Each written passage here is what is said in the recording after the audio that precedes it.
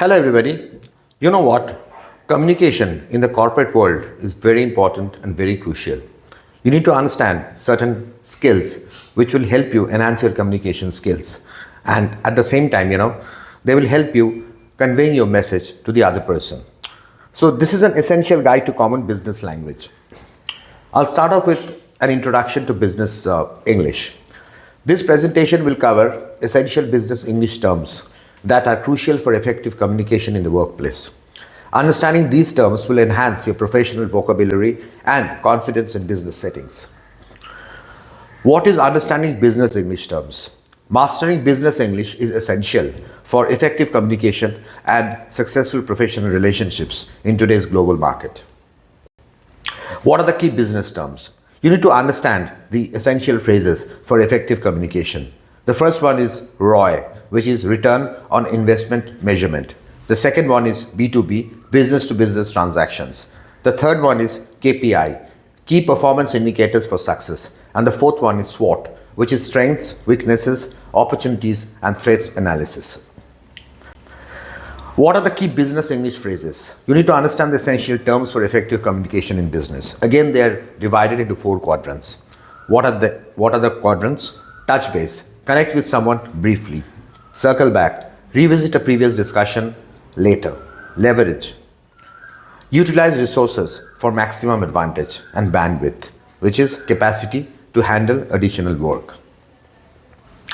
What are the business communication terms? These are key phrases for effective workplace interactions. Active listening, which is understanding before responding. Clarity, which is expressing ideas without confusion, without any hesitation. Feedback, it means constructive responses to improve. And non-verbal communication, which is body language that conveys a message. Negotiation terms, some phrases which help you enhance your negotiation skills in business. BATNA, best alternative to a negotiated agreement. Win-win, mutually beneficial outcomes for all parties. ZOPA, zone of possible agreement between parties. Leverage, using power to influence negotiation outcomes. What are the marketing concepts? Again, 4 quadrants. Target audience, the specific group of consumers. Brand equity, value of a brand based on perception.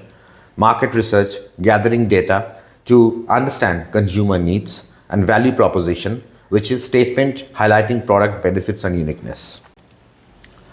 What are the finance essentials? Assets, resources owned by a company. Liabilities, obligations or debts owed by a company. Equity, owner's interest in the business. And revenue, income generated from business activities. Human resource terms, very important. Onboarding, which is integrating new employees into the company. Recruitment, finding and attracting suitable job candidates. Performance review, evaluating employee job performance regularly. Workplace diversity, encouraging varied backgrounds and perspectives at work.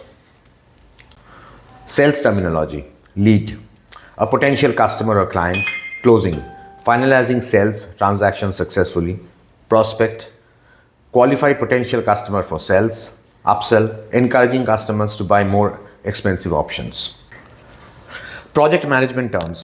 Scope, defines project boundaries and deliverables. Stakeholders, individuals involved in or affected by projects. Milestones, key points marking significant progress in projects. And deliverables, tangible outputs produced throughout the project.